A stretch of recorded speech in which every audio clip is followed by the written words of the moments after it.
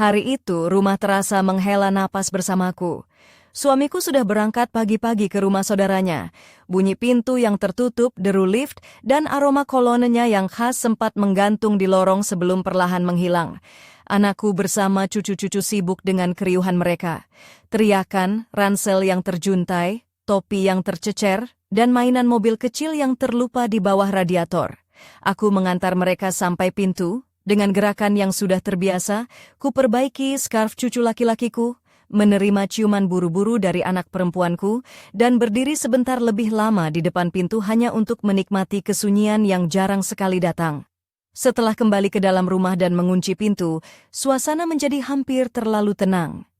Suara air yang menetes dari pipa terdengar samar, suara klik kulkas yang sedang bekerja. Anehnya, selama bertahun-tahun aku membayangkan momen ketika tak ada yang bertanya, meminta, atau memanggilku. Dan kini momen itu akhirnya datang, memberiku satu hari penuh yang hanya untuk diriku sendiri. Hari yang sempurna untuk tidak terburu-buru kemanapun, pikirku. Saat itulah ponsel di kulkas berbunyi pelan, melodi notifikasi yang familiar. Aku meraih dengan malas, mengusap layar dengan jari. Ada pesan baru di grup keluarga. Ari, ada yang mau ke kebun. Aku lupa charger bor listrik, buru-buru butuh, tulisnya. Foto profilnya adalah Ari, menenteng cucu perempuan kecilnya. Gadis itu tertawa lepas, hampir terjatuh ke belakang, sambil memeluk lehernya. Di foto itu, Ari dengan tatapan khasnya yang selalu sedikit mengantuk dan kantung mata yang tak pernah hilang. Aku membaca pesan itu lagi. Jari-jariku otomatis ingin mengetik balasan di chat, menunggu siapa tahu ada yang lain yang bisa membantu. Tapi di rumah ini begitu hening, ketel mulai mendidih. Tiba-tiba aku sadar, kalau aku diam saja, hari ini akan berlalu hanya di antara dapur, sofa, dan televisi. Kebebasan yang jarang kurasakan itu berubah menjadi rasa hampa yang menyakitkan. Aku tak menulis apapun. Aku langsung menekan kontaknya dan menelpon. Halo? Ari mengangkat hampir seketika, seolah sudah menunggu panggilan ini sambil melihat teleponnya. Aku bisa antar, kataku, dengan santai menyandarkan siku di meja. Aku juga harus mengudarakan mobil. Di ujung sana hening sesaat, lalu ia menghela napas. Serius? Kamu benar-benar menolong aku banget. Aku sudah pikir hari ini aku nggak bisa ke kebun. Aku suka nada suaranya itu, lebih hangat daripada sekadar kata terima kasih. Ketik alamatnya, aku cepat, jawabku. Dia menyebutkan persimpangan yang sudah sangat kukenal di dekat toko kelontong. Berapa kali kami pernah lewat di sana sekeluarga, dengan kantong belanja, stroller bayi, dan obrolan yang riuh. Tapi hari ini berbeda. Hanya ada aku dan dia, mobil, dan jalanan. Aku siap tanpa kerepotan biasa, tidak seperti saat pagi hari yang penuh terburu-buru. Membuka lemari, aku mengusap gantungan baju dan mengambil sweater cerah yang biasanya kupakai saat keluar rumah. Suamiku sering mengeluh sweater itu terlalu rapi untuk dipakai di kebun, tapi aku sudah terbiasa mengabaikan komentar itu. Hari ini sweater itu terasa begitu ringan, seolah memang menantiku. Dalam waktu 20 menit, Ari sudah menunggu di pinggir jalan seperti yang dijanjikan. Dia masuk dengan mudah, menutup pintu mobil dengan rapih. Wah, kayak konser permintaan lagu nih, katanya sambil mendengarkan lagu lama yang sedang diputar. Rasanya pita kasetnya bakal macet kalau diputar terus.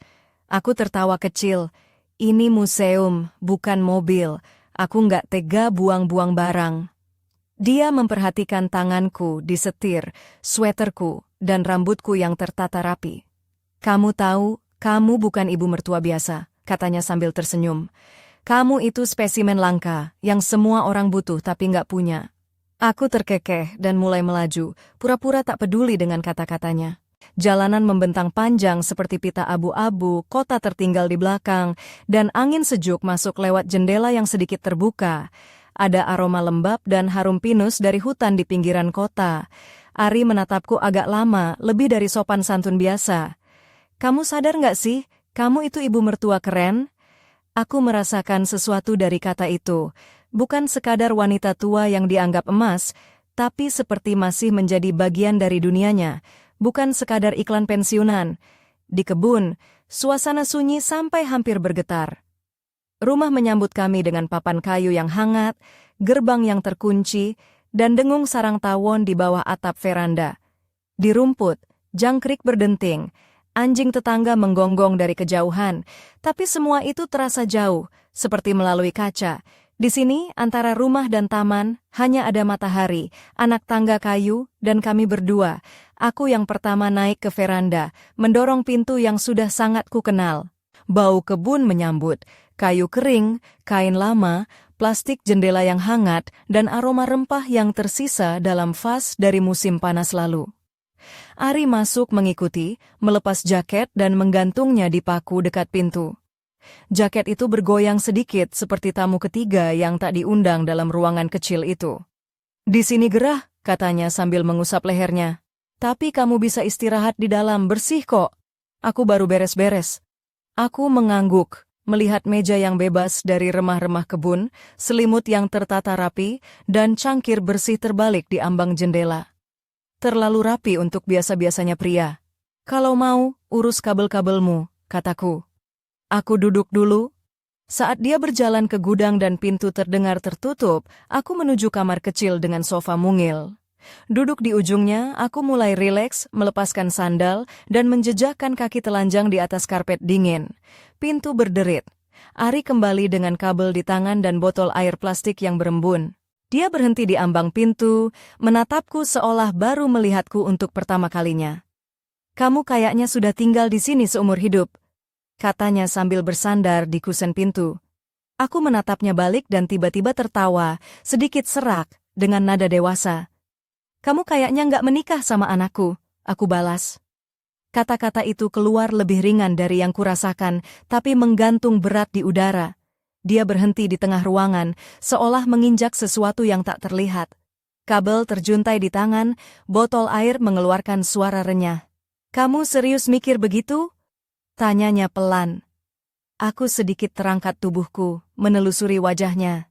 Matanya bukan marah atau geli, tapi waspada, seperti orang yang ketahuan sedang memikirkan sesuatu yang belum bisa diungkapkan. "Tidak," jawabku setelah jeda. "Aku cuma merasa kamu terlalu nyaman denganku, dan itu selalu berujung ke sesuatu." Dia seolah menghela napas, tapi tidak bercanda. Mendekat, meletakkan kabel di meja dan botol air di sampingnya. Sekejap ia ragu, melihat sekeliling. Ada kursi kosong di dekat jendela, bangku, dan kursi, tapi dia duduk di sofa yang sama denganku, menyisakan jarak sebesar telapak tangan saja. Tapi jarak itu terasa sangat sedikit, mencurigakan. Keheningan berubah, bukan lagi keheningan kebun yang malas, tapi penuh perhatian. Di luar jendela, angin berdesir di dedaunan, kawat tua berderit di baskom logam yang dipanaskan matahari. Aku merasakan bahunya hangat, meski kami tidak bersentuhan. "Aku sendiri takut kemana ini akan berakhir," ucapnya pelan. Aku menoleh padanya. Wajahnya tanpa senyum biasa, hanya kelelahan jujur seorang pria dewasa yang terlalu lama berpura-pura semuanya mudah. Di lehernya terlihat urat yang menegak. Dia menelan ludah, seolah berusaha melanjutkan, tapi terhenti. "Kalau sekarang kamu pura-pura bercanda, itu yang paling menguntungkan," kataku tenang. "Dan aku berlebihan." Dia menggeleng. "Nggak bisa." "Kamu lihat kan?" Aku tersenyum tipis. "Aku lihat kamu lupa cara ngomong sama ibu mertua. Biasanya kalau gini orang bercanda soal kue atau kebun." "Kue itu kalau semuanya terkendali," katanya sambil melihat betis dan kakiku di karpet. "Tapi aku belakangan merasa hidupku nggak sepenuhnya milikku. Kamu satu-satunya yang benar-benar paham. Anya itu selalu terburu-buru. Kerja, anak, lomba-lomba hidup. Sama kamu, aku bisa ngobrol tanpa buru-buru antar anak ke taman. Jadi aku kayak kamar sepi yang bisa disembunyikan?" tanyaku. "Nyaman?" "Nggak cuman itu." Dia menghela napas lalu cepat menggigit bibir, seolah mengatakan sesuatu yang tak seharusnya. Aku menangkap jeda itu, menangkapnya seperti pengemudi berpengalaman yang mengendalikan mobil di jalan licin. "Begini saja," kataku lembut. "Kita sama-sama dewasa. Aku suka kamu, aku senang mudah bersama kamu, tapi kemudahan itu ada harganya." Dia membungkuk, menyandarkan siku di lutut. "Aku sudah putuskan, aku akan bayar harga itu." Akunya lirih menatap lantai. Keheningan lagi menggantung. Tapi kini berbeda, jujur, tanpa sandiwara. Dia meraih botol air, meneguk, lalu menyerahkannya padaku. Jari kami bersentuhan sebentar, cukup untuk tahu kami merasakan hal yang sama, dan tahu betul apa yang tidak boleh kami lakukan dengan perasaan itu. Aku meneguk sedikit, meletakkan botol di meja, dan tanpa menatapnya berkata, "Pelan.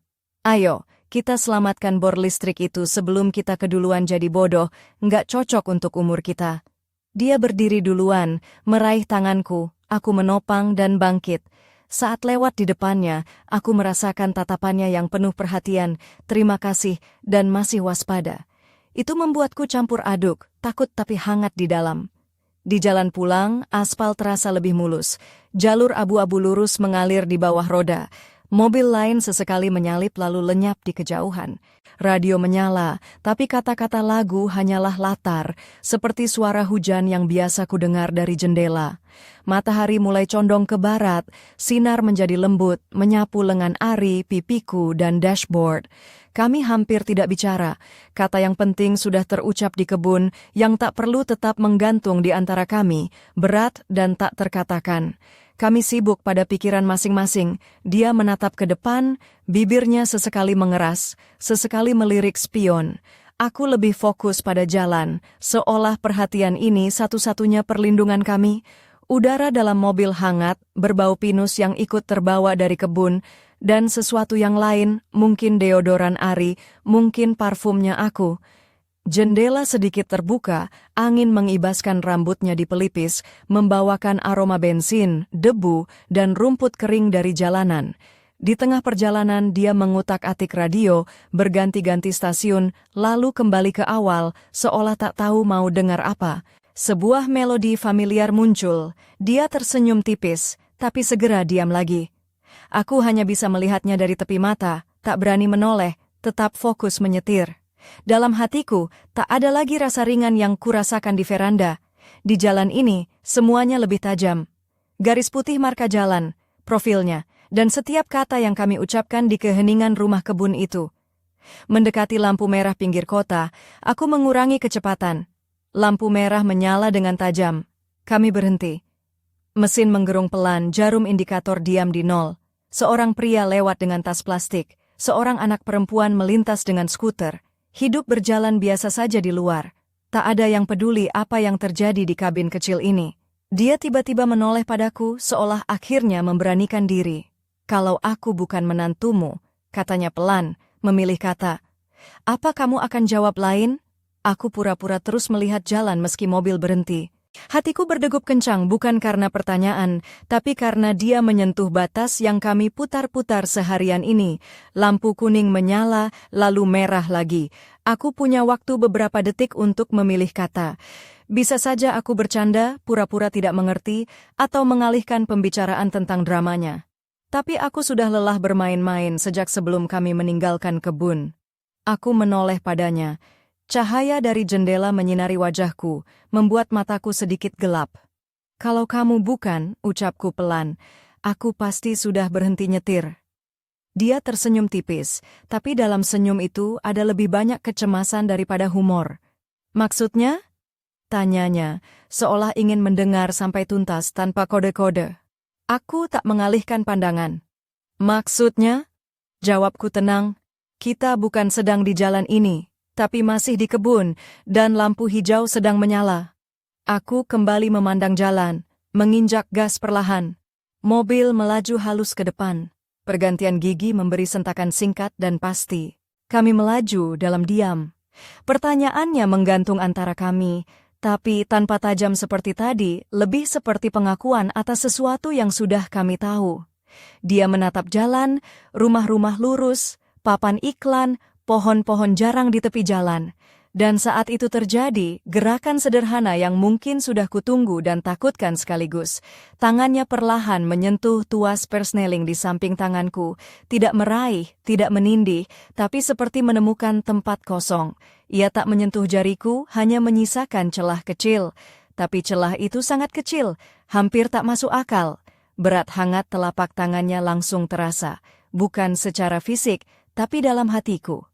Aku tak menarik tanganku, padahal bisa saja, dengan alasan tak nyaman, atau ingin meraih tuas lebih tinggi, atau sekedar bergeser. Tapi aku tetap dalam posisi itu. Jari-jariku menggenggam tuas sedikit lebih erat dari biasanya, seolah aku mengendalikan bukan mobil, tapi sesuatu yang jauh lebih rumit.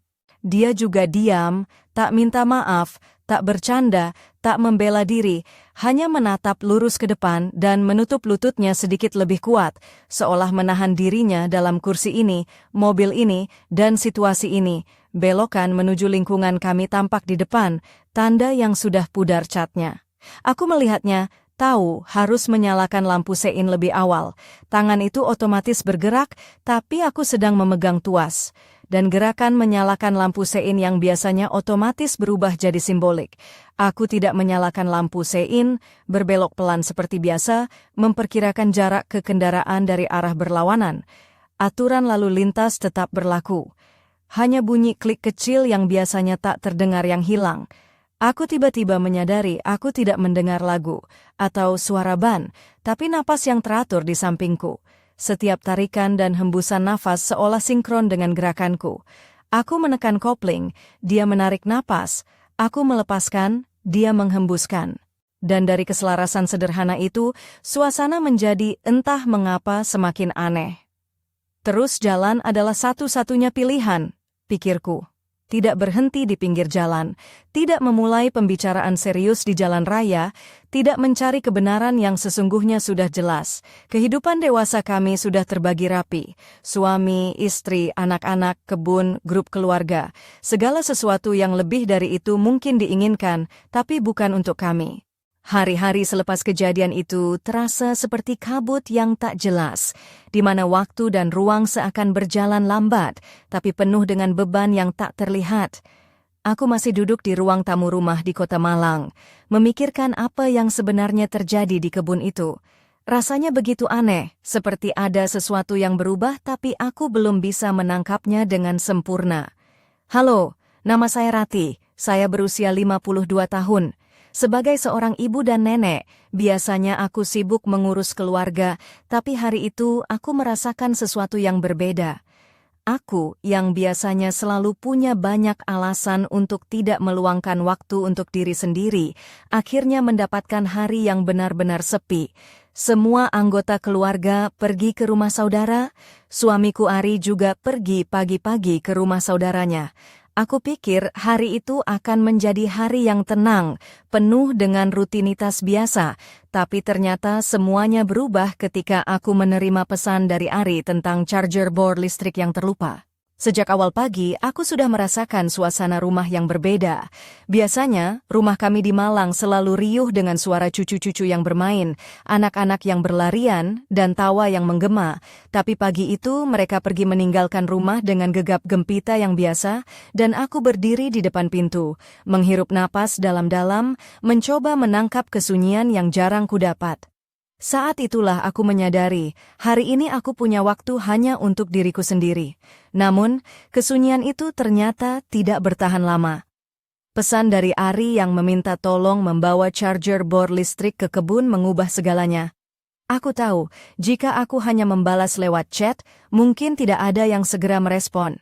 Tapi aku merasa ada sesuatu yang harus kulakukan. Jadi aku langsung menghubunginya dan menawarkan diri untuk mengantar. Perjalanan menuju kebun di pinggiran Kota Batu itu terasa berbeda. Biasanya kami bersama keluarga, tapi kini hanya aku dan Ari yang seharusnya suamiku, tapi dengan cara yang berbeda. Udara dingin pegunungan dan aroma pinus yang menusuk hidung membuat suasana semakin hening. Hanya suara mobil dan angin yang kami dengar. Sesampainya di kebun, suasana yang sunyi menyambut kami. Tidak ada suara anak-anak, tidak ada hiruk-pikuk yang biasa. Hanya ada rumah kayu sederhana, dengan bau kayu tua dan rempah-rempah yang khas, mengingatkanku pada masa lalu yang penuh kenangan. Saat itu, aku melihat Ari dengan cara yang berbeda. Dia bukan hanya seorang suami atau menantu, tapi seorang pria yang juga membawa beban dan kelelahan hidup. Ketika dia mengakui bahwa hidupnya terasa tidak sepenuhnya miliknya, aku merasakan ada sesuatu yang harus kami bicarakan, sesuatu yang selama ini terpendam di antara kami. Aku pun memberanikan diri membuka pembicaraan yang selama ini kami hindari, tentang perasaan dan kenyataan yang sulit diungkapkan. Kami duduk berdampingan di sofa kecil, dan untuk pertama kalinya dalam waktu yang lama, keheningan itu tidak terasa canggung tapi penuh makna. Sentuhan kecil tangan kami di botol air menjadi simbol dari perasaan yang tak terucapkan, dan aku sadar bahwa antara aku dan Ari ada hubungan yang lebih dari sekadar keluarga. Namun, aku juga sadar bahwa perasaan itu harus dijaga karena kami berdua tahu batasannya. Aku menegaskan pada diriku sendiri bahwa kami harus kembali ke kenyataan, menyelesaikan tugas kami mengantar charger bor listrik itu sebelum perasaan ini menjadi sesuatu yang tak terkendali. Aku mengajak Ari segera berangkat sebelum kami terjebak dalam perasaan dan pikiran yang bisa berbahaya untuk kami. Perjalanan pulang terasa berat, meski kami hampir tidak berbicara. Setiap kali aku melihat Ari, aku merasakan getaran yang aneh. Seperti ada sesuatu yang kami sembunyikan satu sama lain. Tapi kami memilih diam, karena mungkin itulah cara kami bertahan. Lampu merah di pinggiran kota menjadi saksi bisu perbincangan yang tak terucapkan di antara kami. Ketika Ari bertanya apakah aku akan menjawab berbeda jika dia bukan menantuku, aku terkejut. Tapi aku tahu, aku harus jujur. Aku berkata dengan pelan bahwa jika dia bukan menantuku, aku mungkin sudah berhenti menyetir dan tetap tinggal di kebun, menikmati lampu hijau yang bersinar di sana. Dia tersenyum, tapi aku tahu senyum itu penuh kecemasan. Kami kembali melaju, dan tangannya yang menyentuh tuas persneling menjadi tanda bahwa ada sesuatu yang tak bisa kami ungkapkan dengan kata-kata. Aku menahan napas dalam-dalam, merasakan hangatnya tangan itu di dekatku, dan aku tahu perjalanan kami belum selesai. Ada sesuatu yang menunggu di depan, sesuatu yang akan mengubah segalanya. Aku tidak tahu apa itu, tapi aku siap untuk menghadapi apapun yang akan datang. Karena hidup, seperti jalan yang kami lewati, penuh dengan tikungan tak terduga. Dan aku tahu, hari itu hanyalah awal dari sesuatu yang jauh lebih besar. Sejak saat itu, aku merasa ada sesuatu yang bergeser dalam diriku dan dalam hubungan kami.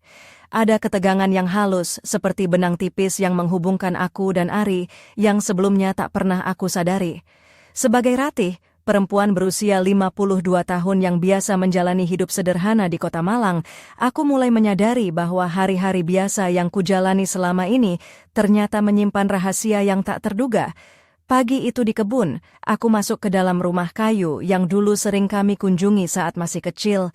Bau kayu tua, aroma rempah yang tersisa di vas bunga, dan sinar matahari yang menembus jendela membawa kenangan lama yang tiba-tiba terasa begitu hidup.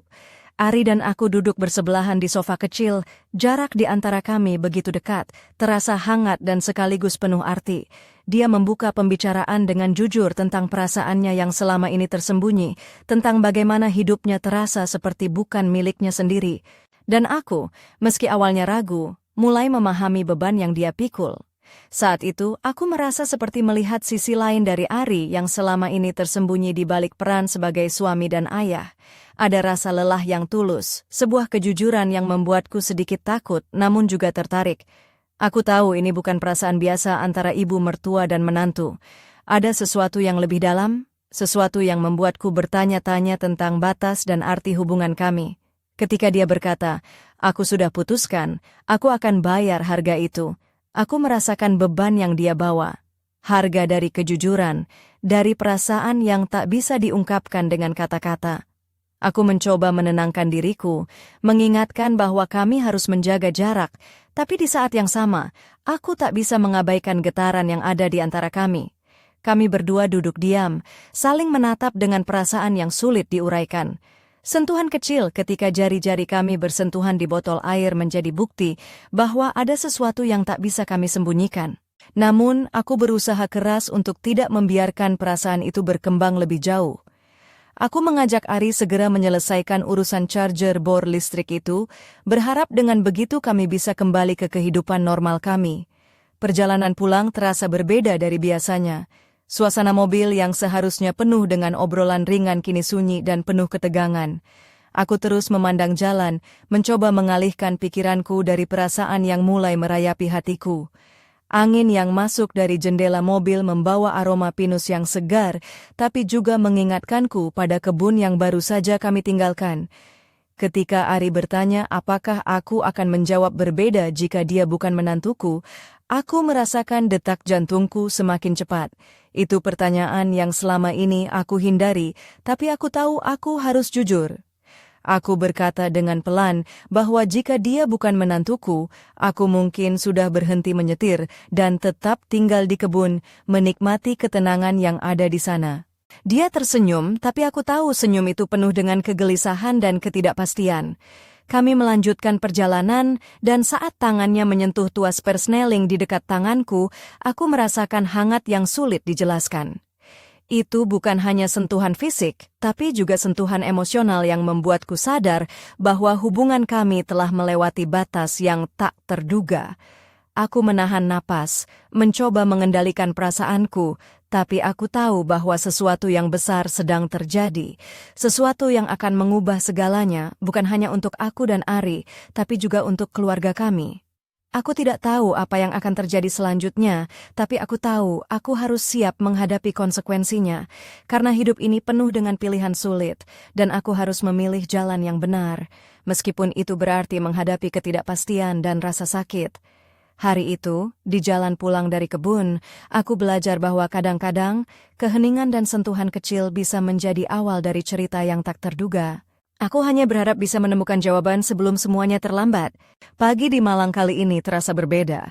Aku, Rati, merasa ada beban baru yang menggelayuti pikiranku sejak perjalanan pulang dari kebun bersama Ari.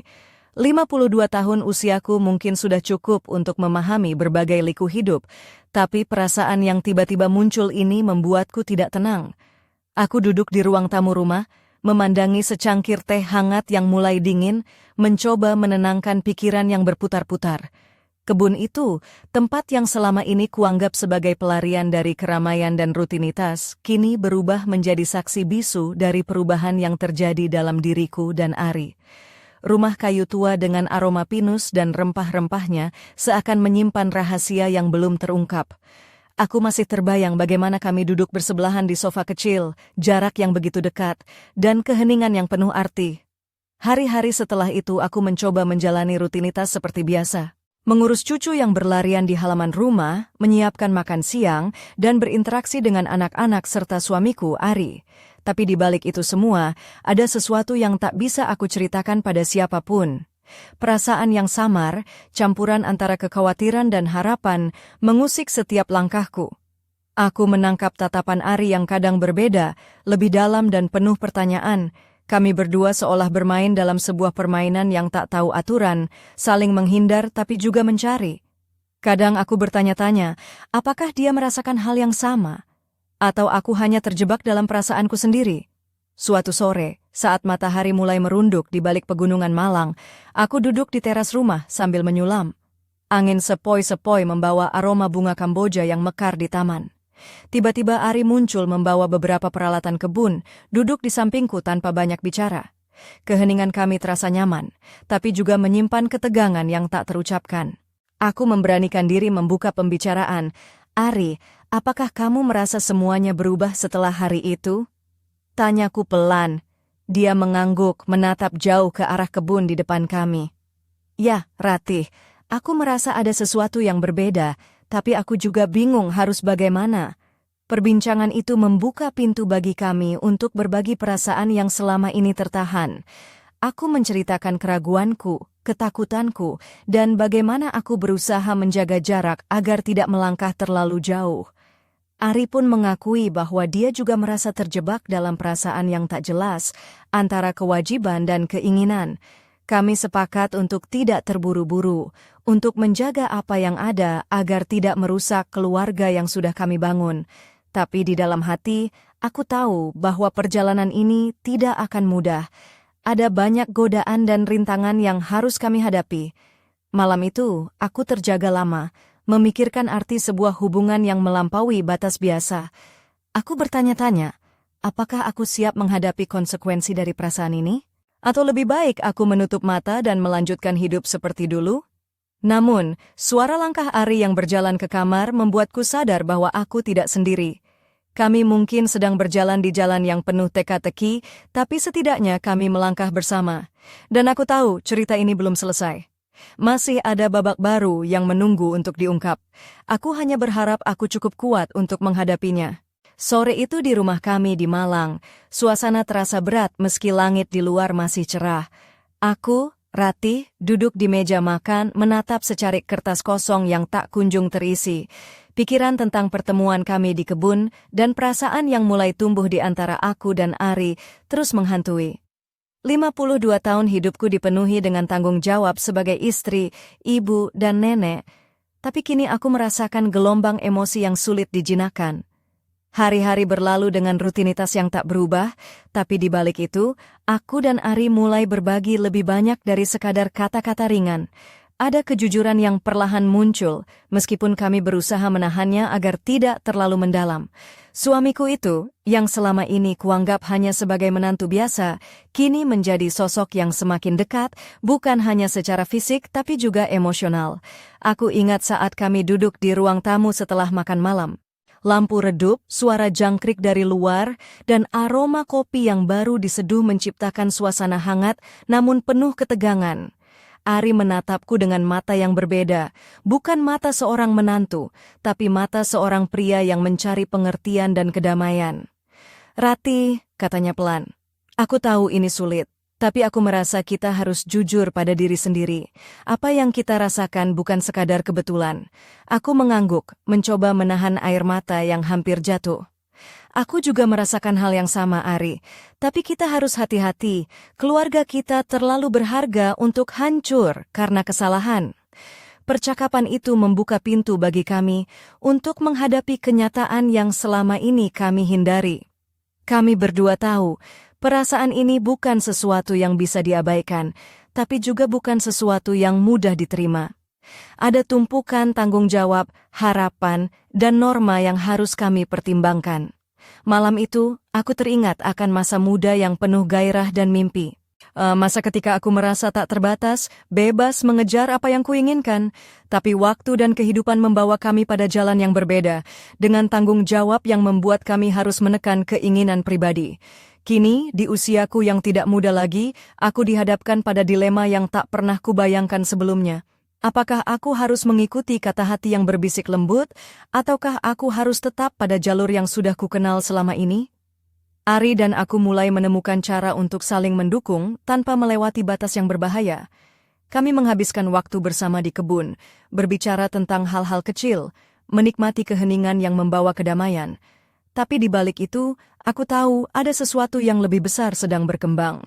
Suatu hari saat aku membersihkan lemari tua di rumah, aku menemukan sebuah kotak berdebu berisi surat-surat lama dan foto-foto keluarga. Melihat wajah-wajah yang sudah lama tak kulihat mengingatkanku pada betapa rapuhnya waktu dan betapa berharganya setiap momen. Aku menyadari bahwa hidup ini penuh dengan pilihan, dan setiap pilihan membawa konsekuensi.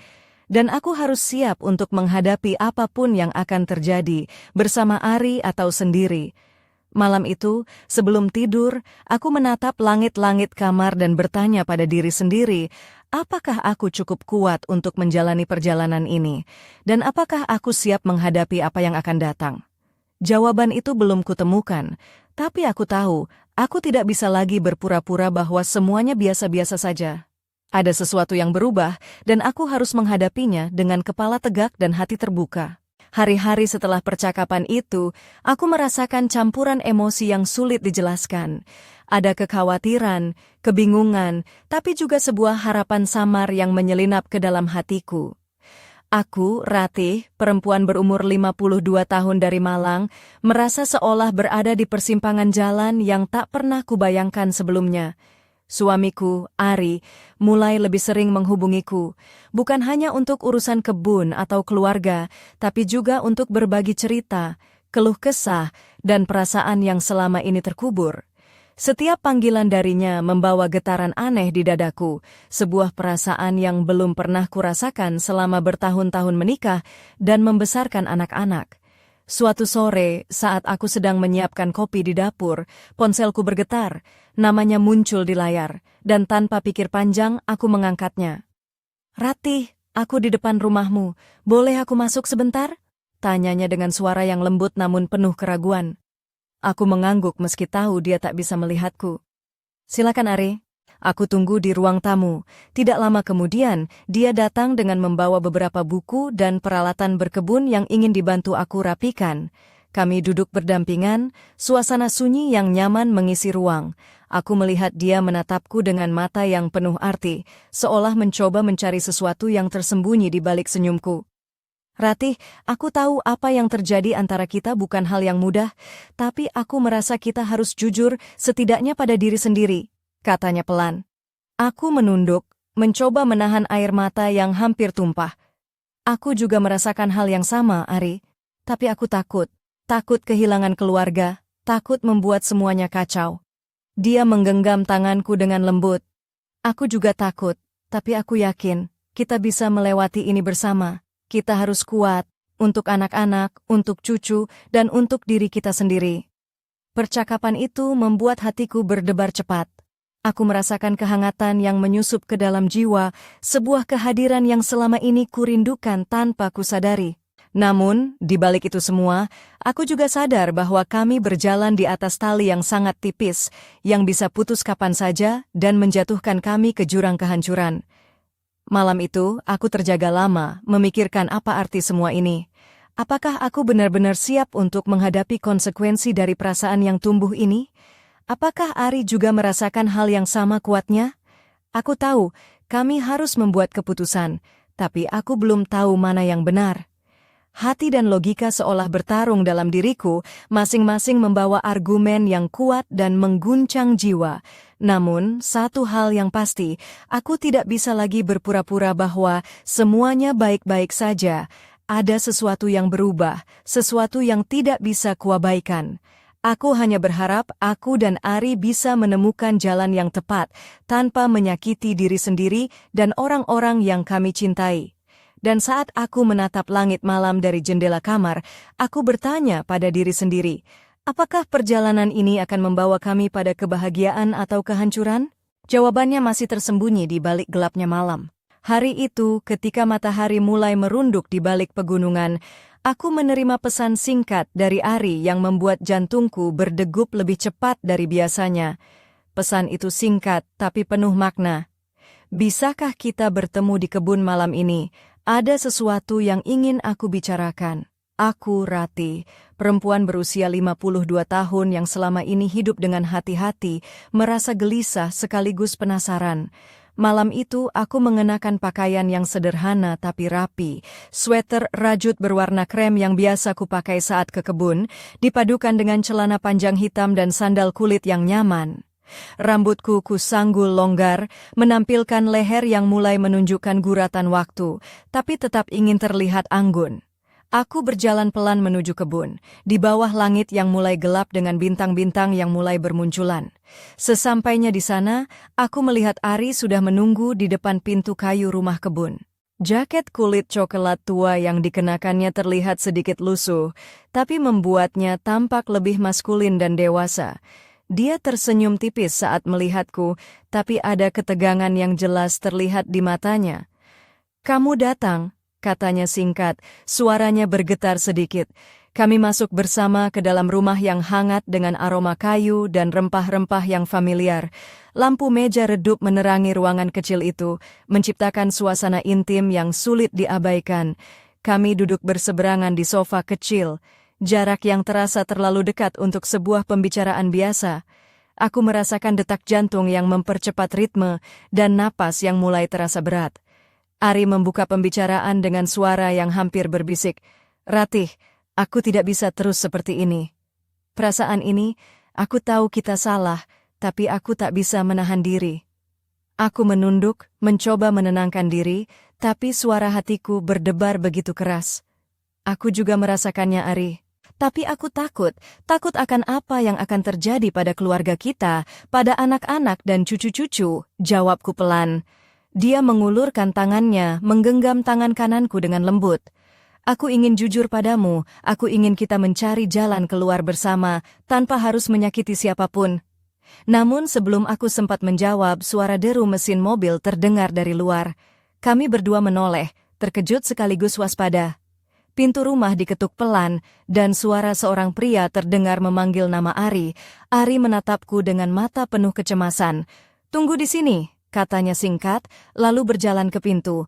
Aku duduk terpaku, hati berdebar tak menentu. Siapa yang datang? Apakah ini akan mengubah segalanya? Aku mendengar suara pria itu bicara dengan Ari, kata-kata mereka samar tapi penuh ketegangan. Sesaat kemudian, Ari kembali masuk dengan wajah yang berubah, lebih serius dan tegang. Kita harus bicara lebih dalam, Ratih. Ada sesuatu yang kamu harus tahu, katanya dengan nada yang membuatku merinding. Malam itu berubah menjadi titik balik yang tak terduga dalam hidup kami. Aku merasa dunia kami yang selama ini rapuh mulai berguncang hebat. Apa yang akan terjadi selanjutnya? Aku belum siap, tapi aku tahu aku tak bisa lagi menghindar. Tangan Ari masih menggenggam tanganku erat, tapi kini ada beban yang jauh lebih berat di antara kami. Beban yang harus kami hadapi bersama, atau mungkin sendirian-sendiri. Cerita kami belum selesai, justru baru saja memasuki babak paling gelap dan penuh misteri. Malam itu, suasana di rumah kebun yang biasanya tenang berubah menjadi penuh ketegangan. Aku, Ratih, duduk terpaku di sofa kecil, tangan masih tergenggam erat oleh Ari, namun pikiranku berputar liar. Wajahnya yang tadi tampak penuh kekhawatiran membuatku tahu bahwa apapun yang akan dia ungkapkan nanti bukanlah hal biasa. Pintu rumah terbuka perlahan, dan seorang pria masuk dengan langkah mantap. Aku mengenalinya, Pak Budi, tetangga lama yang sering membantu kami di kebun. Namun malam ini aura di sekelilingnya berbeda. Ada sesuatu yang membuat udara terasa berat dan penuh rahasia. Matanya menatap tajam ke arah Ari, lalu bergeser ke arahku dengan ekspresi yang sulit kubaca. Maaf mengganggu malam Anda berdua, suaranya dalam dan serius. Tapi aku membawa kabar yang penting dan aku pikir Ari harus mengetahuinya segera. Ari mengerutkan kening sambil menatap Pak Budi dengan penuh perhatian. Aku merasakan detak jantungku semakin cepat, seolah ada sesuatu yang besar akan terungkap. Apa yang terjadi, Pak Budi? Tanya Ari pelan. Pak Budi menghela napas panjang, lalu mulai bercerita tentang sesuatu yang selama ini tersembunyi, sebuah rahasia lama terkait dengan keluarga kami, bahkan dengan Ari sendiri. Ada hal yang mungkin selama ini kalian tidak tahu, sesuatu yang bisa mengubah segalanya, ujarnya dengan suara berat. Aku merasa napasku tersengal, mencoba mencerna kata demi kata yang keluar dari mulut Pak Budi. Ternyata, Ari memiliki masa lalu yang selama ini tersembunyi dari keluarga kami, kisah yang penuh dengan luka dan kebohongan yang belum pernah terungkap. Rahasia yang jika terbuka, bisa mengguncang pondasi keluarga kami hingga ke akar.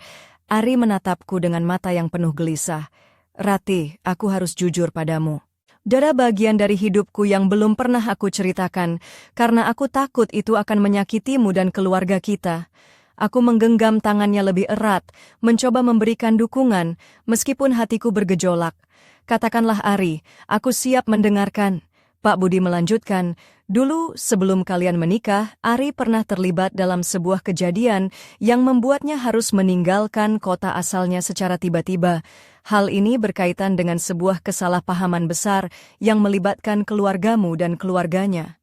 Aku terdiam, mencoba membayangkan betapa rumitnya masa lalu Ari. Semua yang telah kami bangun selama ini terasa seperti diambang kehancuran, tapi aku tahu aku harus kuat. Ari bukan hanya menantu atau suamiku, dia adalah pria yang selama ini kucintai, dan aku harus berdiri di sampingnya, apapun yang terjadi.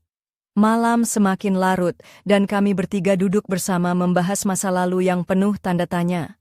Ada rasa takut, tapi juga tekad untuk menghadapi semuanya dengan jujur dan terbuka.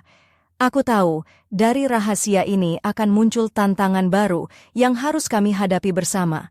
Namun, di balik semua itu, aku merasakan adanya harapan kecil. Harapan bahwa cinta dan kejujuran bisa menjadi pelindung kami dari badai yang akan datang. Tapi aku juga sadar bahwa jalan ke depan tidak akan mudah, dan kami harus siap menghadapi segala konsekuensinya. Dalam keheningan malam, aku menatap Ari dan berbisik dalam hati, ini belum akhir, tapi awal dari perjalanan yang lebih berat. Apakah kita cukup kuat untuk melewatinya bersama? Malam itu benar-benar membawa gelombang yang mengguncang hidupku, Ratih, perempuan yang selama ini merasa kehidupannya cukup stabil dan teratur. Rumah kebun yang dulu menjadi tempat pelarian dan kedamaian kini berubah menjadi medan pertempuran emosi yang tak pernah kubayangkan sebelumnya. Rahasia yang terungkap tentang masa lalu Ari bukan hanya mengguncang dirinya, tapi juga mengguncang seluruh fondasi yang selama ini kami bangun bersama keluarga. Aku duduk di sofa kecil itu, tangan masih tergenggam erat oleh Ari, merasakan beratnya beban yang kami pikul bersama. Pak Budi yang tadinya tampak tegas dan penuh rahasia kini berubah menjadi saksi bisu dari ketegangan yang memuncak. Suara jangkrik di luar seolah ikut berbisik, menyuarakan kegelisahan yang memenuhi ruangan. Ari mulai membuka cerita yang lebih dalam tentang masa lalu yang penuh luka, pengkhianatan, dan kesalahpahaman yang membawanya ke titik di mana dia harus meninggalkan segalanya tanpa penjelasan. Kata-katanya mengalir pelan tapi tajam, menembus lapisan kepercayaan yang selama ini kami bangun. Aku bisa melihat betapa beratnya beban yang selama ini dipendamnya, dan betapa besar keberanian yang dia butuhkan untuk mengungkapkan semuanya. Ketika dia menceritakan tentang konflik lama yang melibatkan keluargaku dan keluarganya, aku merasa dunia ini seperti runtuh sejenak. Semua kenangan, tawa, dan kebahagiaan yang kami bagi terasa rapuh, seolah bisa hancur dalam sekejap. Tapi di tengah kekacauan itu, aku merasakan sesuatu yang kuat dan tak tergoyahkan, cinta dan kesetiaan yang mengikat kami berdua. Pak Budi menambahkan, rahasia ini memang berat, tapi kamu berdua harus tahu bahwa kebenaran adalah langkah pertama untuk memperbaiki segala sesuatunya. Jangan biarkan masa lalu menghancurkan masa depan kalian. Malam semakin larut, dan aku merasa setiap detik yang berlalu membawa kami semakin dekat pada titik puncak dari semua yang kami hadapi. Ada ketegangan yang hampir meledak, campuran antara rasa takut, kebingungan, dan harapan yang saling bertarung dalam dada. Aku menatap Ari dalam diam, mencoba menyampaikan semua perasaanku tanpa kata. Matanya yang lelah dan penuh penyesalan bertemu dengan mataku yang berusaha kuat. Di saat itu, aku tahu bahwa kami tidak bisa mundur lagi. Kami harus menghadapi kenyataan, apapun risikonya. Ketegangan itu mencapai puncaknya ketika suara pintu terdengar terbuka tiba-tiba. Seorang wanita muda masuk ke dalam rumah, membawa aura misterius yang langsung menarik perhatian kami. Wajahnya familiar, tapi aku tak pernah menyangka dia akan muncul di saat seperti ini. "Maaf mengganggu," katanya dengan suara lembut tapi tegas. Aku datang membawa sesuatu yang mungkin akan mengubah segalanya.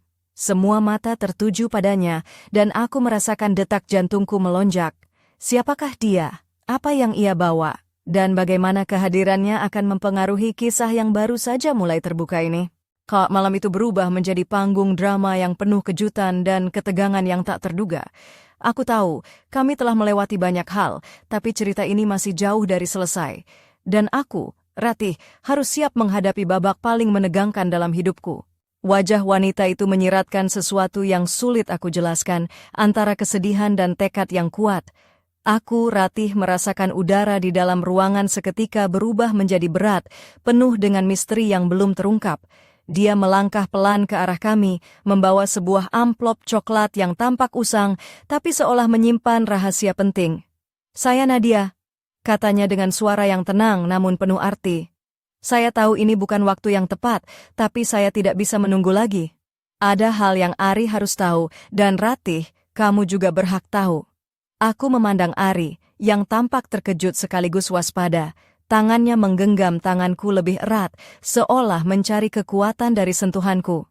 Aku balas menggenggamnya, mencoba menenangkan diri meski hatiku berdebar tak menentu. Nadia membuka amplop itu perlahan, mengeluarkan beberapa lembar surat dan foto-foto lama yang tampak lusuh. Ini adalah bukti tentang masa lalu Ari yang selama ini tersembunyi, sesuatu yang bisa mengubah pandangan kalian tentang banyak hal, ujarnya. Aku menatap surat-surat itu dengan campuran rasa penasaran dan takut.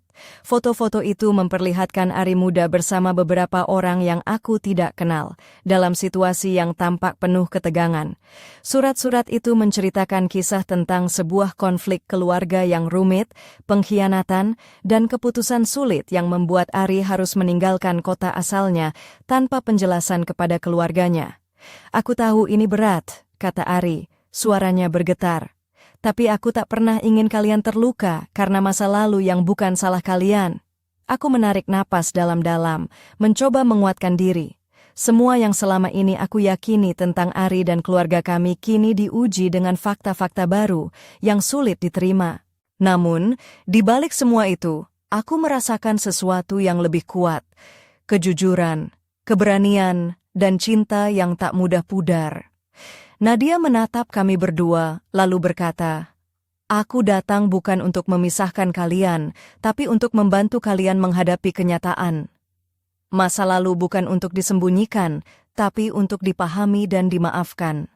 Malam itu, kami bertiga duduk bersama, membuka lembaran baru dalam hidup kami. Ada air mata, ada tawa yang pahit, tapi juga ada harapan yang mulai tumbuh di antara kepingan-kepingan luka yang terbuka. Aku tahu perjalanan ini masih panjang dan penuh tantangan, tapi aku siap menghadapinya. Aku menatap Ari dengan mata yang penuh keyakinan. "Kita akan melewati ini bersama," kataku pelan. "Apapun yang terjadi, kita tidak akan menyerah." Dia mengangguk, senyumnya yang dulu aku kenal muncul kembali, meski penuh dengan kelelahan dan harapan. Tangan kami bersatu erat, seolah menguatkan janji yang baru saja kami buat. Kisah kami belum usai. Malam itu bukanlah akhir, melainkan awal dari perjalanan panjang yang penuh misteri, pengorbanan, dan cinta yang tak tergoyahkan. Aku, Ratih, siap menghadapi apapun yang akan datang, karena aku tahu, di balik semua kesulitan, ada cahaya yang menunggu untuk kami temukan bersama.